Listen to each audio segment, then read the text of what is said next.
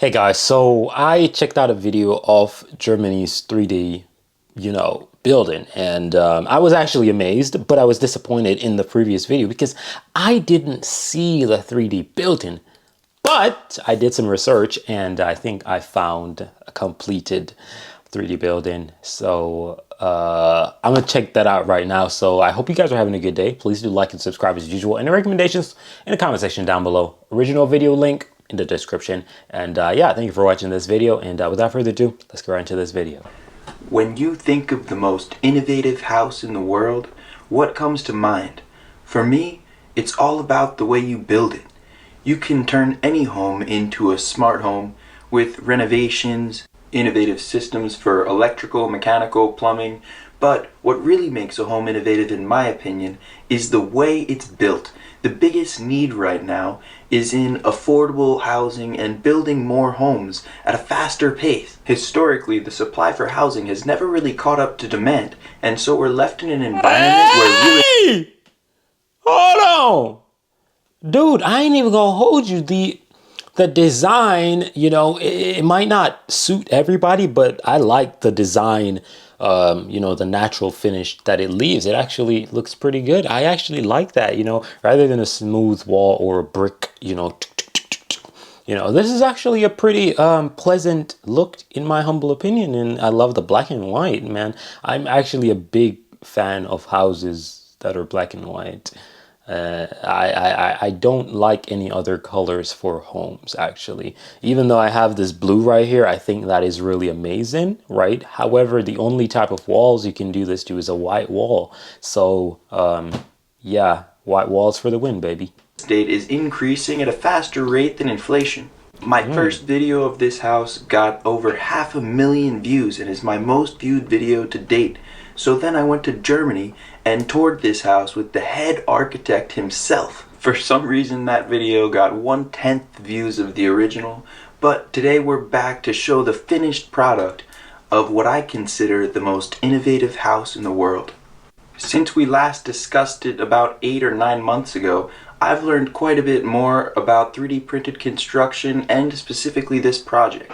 So before we go into the finished details, let's look at how it was constructed and revisit some of the innovative choices they made, which together make this such a fascinating project. This building was 3D printed by Perry. They used a Cobod printer. Perry is actually a stakeholder in the Cobod company. This was a brilliant move because Perry does a ton of formwork concrete. So by investing in 3D printed concrete, they're hedging their bet in the industry they are now operating in. After completing the first floor, they installed an insulated concrete form floor. This also includes a lot of the electrical and mechanical equipment, as this house has radiant heat, which will make it much more environmentally friendly than alternative heating options. Any place they have horizontal overhangs, they needed to prefab the structures. Some of these are prefab insulated concrete forms, and other portions are 3D printed parts that are lifted into place on site. These were printed off site, and we'll take a look at that later. Finally, they placed the forms again and then poured the roof. We've also seen more traditional gable roofs integrated with Cobod system. That time lapse really leaves out quite a bit of details. First, they have to put the printer together. They receive it in parts. There are columns that make the Z-axis, and then a bar that goes from the left to right side that makes the X-axis, and it also goes forward and backward, which is the Y-axis. The vertical columns need to be on anchors so that they can be stable. Assembling the entire printer is approximately an 8-hour process. Disassembling the printer takes about 4 hours. This printer also features... I thought disassembling would have been like 16 hours. Wow, that double. I thought it would have been double, but it's actually half. I wonder why. That's actually quite strange. Usually putting things together, in my humble opinion, is usually a longer period. Because you got to be more gentle, I guess. Sorry, you can be a little bit... I don't know. Am I tweaking? I guess I'm tweaking. Whatever. What they call an E-axis and a U-axis. The E is the extruder and the U is the orientation of the extruder head. as it can rotate 360 degrees to accommodate any angles. This is necessary because Cobod uses a print head that extrudes a rectangular shape as opposed to a circular extruder head that many companies opt for, which doesn't require a U-axis. Printing is definitely the fun part of the job. Once everything gets going, it takes about 3 people monitoring the system to make sure everything's running smoothly. One person will watch the extruder head, another person will sit at the laptop, a third person will monitor the material from the silo. On some job sites, hose management can be particularly tricky, and in that case you'll have a 4th person specifically responsible for managing the hose. It's awesome watching everything come together. Though I love this 3D printed house, and I think it's based on the previous video, it's a good option. It makes things a lot simpler. It's quite unfortunate because if it's 3D printed, it then reduces the chances of, a lot of people making their own home, in terms of regulation. Like, imagine this was what every house had to be made from. In terms of regulation, it would really suck because you would not be able to make your own home unless you have a lot of money, because a lot of people make their own homes and, they wouldn't be able to afford that because that's a whole machinery, and I'm pretty sure that's going to be available only for certain companies. So, yeah. As the machine does most of the work. It's clever how Cobod has this serrated pattern at the top of each layer. This probably helps it hold a bond to the previous layer. Right. The beauty of printed concrete is that it hasn't cured by the end of the first layer, so when you print the next layer on top, you end up with a monolithic structure, which is just as strong as if you had poured it into a traditional form. In fact, with the mixes they use, printed walls are often significantly stronger than their poured formwork alternative, not to mention the custom wavy patterns you can do for bonus points. The gap between the inner and outer wall is where they can put insulation. Here we see a close-up of what the system looks like when the U-axis is rotating. You have to clean the system every once in a while.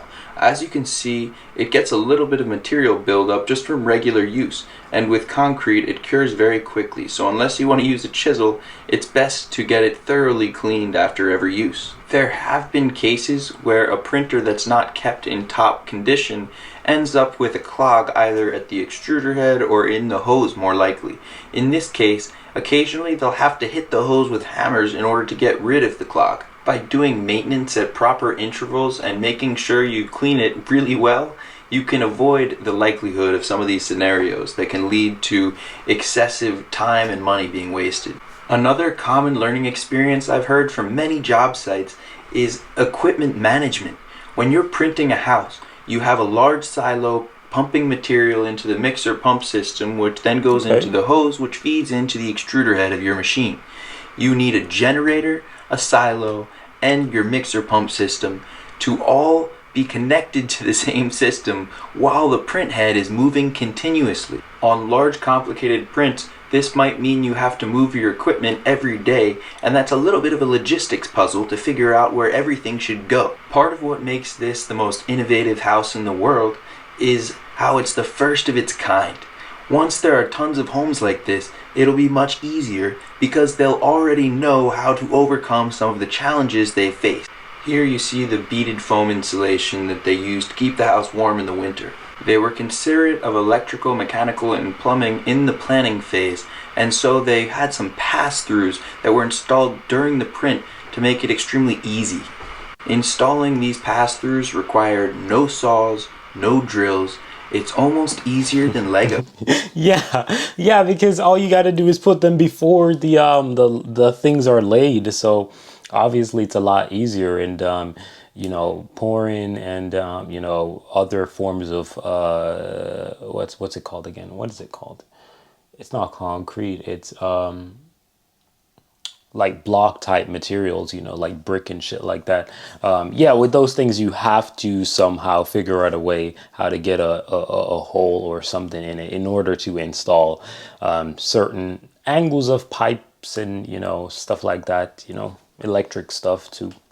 These metal ties provide support between the inner and outer wall without having too much of a cold bridge. Remember the prefabricated parts we were talking about earlier for horizontal overhangs?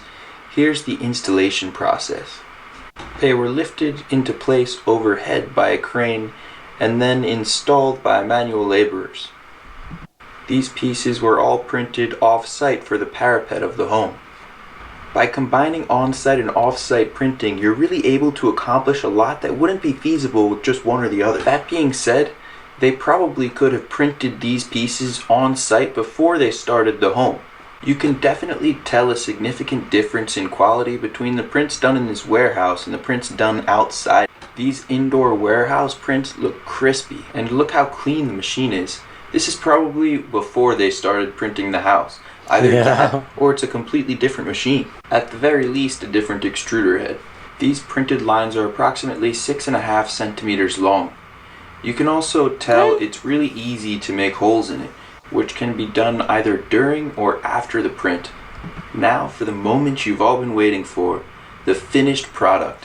When I was in Germany back in June, they had scaffolding all around the building, and so you couldn't appreciate it in its true form the way you can in these pictures. This is even before the landscaping, but it really looks sharp. Architecture is an industry where people often try to conform to traditional styles, but this home is totally unique. Menzicorte did a great job creating a design that was worthy of the construction method. Like a chain is only as strong as its weakest link, a concrete printer is only as valuable as the models you can print with it. The finishing of this house is terrific in my opinion. It is. It's super modern, and the printed walls are not overwhelming despite being tremendously exposed. Many of the homes I visit choose to hide parts of the printed wall, and while it's nice to know this... But the truth is, with this whole printed wall situation, right? To me, at this particular moment, it's obviously a luxury if you have something like this. It's not something that is, common to the point where it's like, oh yeah, it's cheap to get it done. So this would be a luxury, right? For me, I think the outside looks good, with the 3D printed wall exactly like this. However, for the inside, I don't see anything wrong if some places are indeed covered, because you can always go over it and put concrete on the sides of the wall and smooth it out, and you can have a nice smooth surface if that is what your ideal preference is. So this can be done. I honestly really prefer leaving the walls exposed. This is also the best way to maximize your value instead of paying extra for finishes that really add nothing but subjective aesthetics. In many ways, this home is totally unrecognizable from the state it was in when I first visited. Those detail-oriented Germans really did a phenomenal job, and I think this staircase is one of my favorite parts of the building. The black accent walls in the details and appliances really give a uniform, modern look. They also have an entire smart home system built into a closet behind that bookshelf that Vladimir Korte explained to us in the video I recorded with him last time I was here. I feel pretty confident that Menzicorte will pursue more 3D printed construction projects in the future, as I really think they had fun with this one. Oftentimes when people think of 3D printed houses, they think of the false media news that was spread years ago about a $10,000 or $4,000 3D printed house. Now, that's not a very realistic number. Exactly. This house isn't meant to be a cheap house by any means. It was built to show what this technology is capable of on the higher end, when you put a lot of thought and time into the process and you consider what's possible with printing that wasn't really possible beforehand. How do you feel about the design of this house? With anything so new and unique, there are bound to be a variety of opinions. Please share yours in the comments below and we can see what Menzicorte did. I think it's going to catch on very soon. I think this design is going to catch on really soon, and I think people are really going to like this. In a few years from now, I think it's quite a beautiful look. I think it's a beautiful look. And remember, I'm a guy who loves buildings, and I even studied a little bit on it. So I'd say I'm kind of credible. I'm just playing, but I did study this, but I'm just playing when I say I'm credible, because I wouldn't say anyone is credible when it comes to building, as we all have opinions, you know, when it comes to designs. However, structural wise, it is definitely strong, and it's concrete. And it seems like it's a double layer, and they put, you know, insulation in to prevent, you know, cold air from just easily penetrating the house inside. So I think it's a good structure. I personally would do this. I would avoid the design everywhere inside of the house, though. Like I said, I would have like a finishing touch where you put some, you know, concrete on it and you smooth the inside. That's what I would do for the inside, as I'd like more of a smooth, you know, texture in most places inside. But I do believe that this is beautiful on the outside, and it's a wonderful looking house. Public appreciate and what they can maybe change for next time. I'm sure they would like to get some feedback in terms of how the public views their work. One of my favorite parts of this project is that it's not built in a big German city. It's built in a smaller old suburb. Many of the people don't even really speak English. For this technology to be reaching into rural areas in Germany, also in Richmond, Virginia, Williamsburg, Arizona, Florida, all over the world, really demonstrates the pervasiveness of this technology. It creates an automatic intrigue from passerbyers and anybody who catches wind of this new 3D printed home. Most people still only think of small plastic objects when you tell them about 3D printing, yeah. But that's going to change. Maybe it will be one of you in the audience who discovers some of the efficiencies of printing and makes housing more affordable for people all over the world. I indeed agree. I don't know how much of affordability this has at this current moment, those type of houses. But one thing for sure is I can definitely guarantee you that with mass production like that, in terms of that being a standard where people actually look out for it and they're like, yeah, that's what I want. Yeah, it's definitely going to be very affordable. But as for now, I think it's, you know, just where it needs to be. Improvement wise, I think I don't really see any areas that needs to be improved on, except for the fact that you know, variations is something that I think they would have to offer. Having 3D printed a home is awesome, but not everybody's gonna like the lines, you know, horizontal lines just constantly just going everywhere, inside or outside. So that is something that they have to take into consideration, and with the right amount of consideration, that will bring in variety, and variety is what we need, you know. But as it stands, I think it's perfect. All it needs is just variety, an opportunity for you to have a smooth inside wall and an opportunity for you to have a smooth outside wall if you don't want that. Or you can have bits and pieces everywhere, you know, smooth, not so smooth, whatever. That is a very much possible thing because it's concrete. They can easily even smooth it immediately while working on it. I think that would be a little bit messy to do it immediately, knowing how concrete works, and you know, you don't want to really make mistakes. So I'd say let it dry, put some fresh coating concrete on there, and just smooth it out, and there you go. That's your smooth finished product. I think it's a great idea and I love it. It looks beautiful. Anyways, man, thank you guys for watching this video. I'm out of here. Peace.